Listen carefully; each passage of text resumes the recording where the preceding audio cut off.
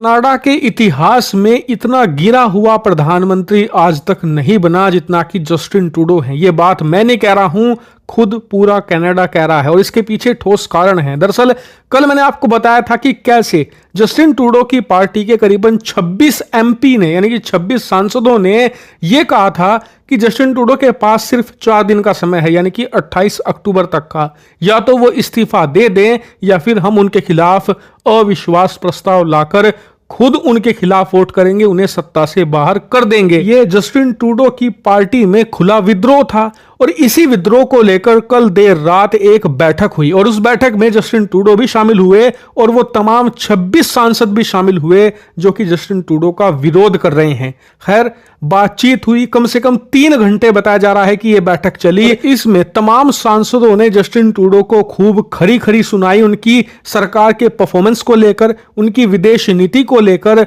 और साथ ही जो इमिग्रेंट्स का एक बहुत बड़ा मुद्दा है जस्टिन ट्रूडो की पार्टी के खिलाफ, उस मुद्दे को लेकर भी। और इसके जवाब में जस्टिन ट्रूडो ने क्या किया? कोई जवाब नहीं था, इसीलिए उन्होंने इमोशनल कार्ड खेला। आप स्क्रीन पर देख सकते हैं, बताया जा रहा है कि इस बैठक में जस्टिन ट्रूडो इमोशनल हो गए, उन्होंने आंसू बहाने शुरू कर दिए, लिटरली अपने सांसदों से कहा कि मेरी पीएम की कुर्सी मत छीनो। और स्थिति तो तब बिगड़ गई जब उन्होंने बच्चों तक का इस्तेमाल कर लिया। जी हां, बच्चों का इस्तेमाल किया सिंपैथी गेन करने के लिए, ताकि जो सांसद उनके खिलाफ विद्रोह कर रहे हैं ना, पार्टी उन्हीं के खिलाफ हो जाए और जस्टिन ट्रूडो के फेवर में सिंपैथी हो, कि पार्टी उन्हें विक्टिम की तरह देखे कि कैसे पार्टी के लोग ही विश्वासघात कर रहे हैं जस्टिन ट्रूडो के साथ, उनकी पीठ में छुरा घोंप रहे हैं। लेकिन क्या इसका कुछ असर हुआ? यह हमें पता लगेगा 28 तारीख को। लेकिन फिलहाल भी करीबन 26 से ज्यादा ऐसे सांसद हैं जो अब भी जस्टिन ट्रूडो को पीएम पद से हटाने पर तुले हुए हैं।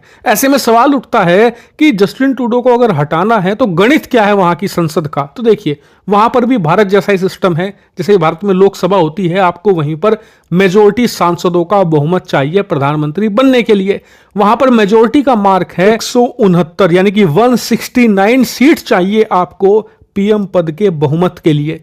जस्टिन ट्रूडो की पार्टी के पास फिलहाल सांसदों की संख्या है करीबन 153, यानी कि उनकी खुद की पार्टी के पास पूर्ण बहुमत नहीं है। वो खुद बहुमत से करीबन 16 सीटें दूर हैं और अभी तक उन्हें समर्थन मिल रहा था न्यू डेमोक्रेटिक पार्टी का। ये जगमीत सिंह की पार्टी है जो कि एक खालिस्तानी एलिमेंट है, इसके पास 25 सांसद है। इसके अलावा बहुत सारे इंडिपेंडेंट हैं, ग्रीन पार्टी है जिसके पास 4-5 सांसद हैं। तो इन सभी के समूह से मिलकर इनकी सरकार चल रही थी। लेकिन अब से कुछ दिन पहले खालिस्तानी समर्थक जगमीत सिंह की जो न्यू डेमोक्रेटिक पार्टी है जिसके पास 25 सांसद हैं, उसने समर्थन वापस ले लिया था जस्टिन ट्रूडो की सरकार से, ये कहते हुए कि तुम बहुत ज्यादा बदनाम हो चुके हो और हम आपके साथ जाएंगे चुनाव में तो बहुत बुरी गत हो जाएगी, इसलिए हम आपसे समर्थन वापस लेते हैं। लेकिन फिर भी जस्टिन ट्रूडो की सरकार जैसे तैसे टिकी हुई थी 175 सांसदों के साथ।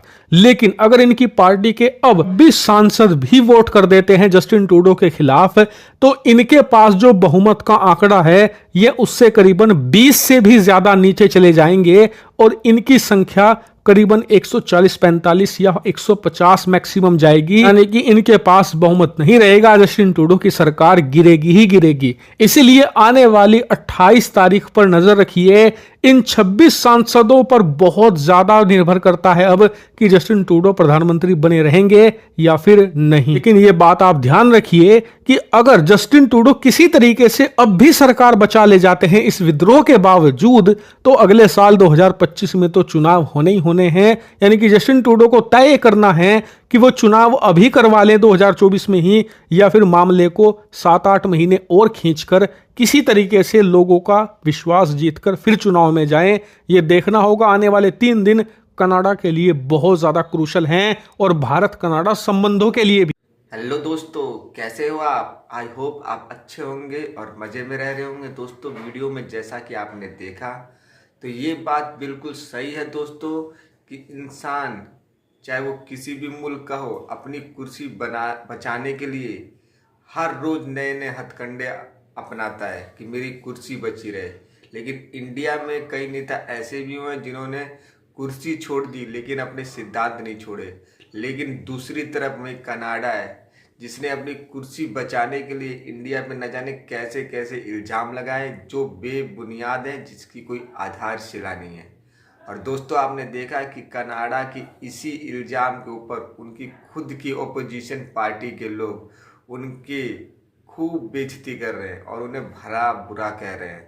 और कनाडा के इसी दोगले काम की वजह से कनाडा और इंडिया के रिलेशन बहुत ज़्यादा ख़राब भी हुए हैं दोस्तों। तो दोस्तों कनाडा और इंडिया के रिलेशन पे आपका क्या कहना है हमें कमेंट बॉक्स में ज़रूर बताइए।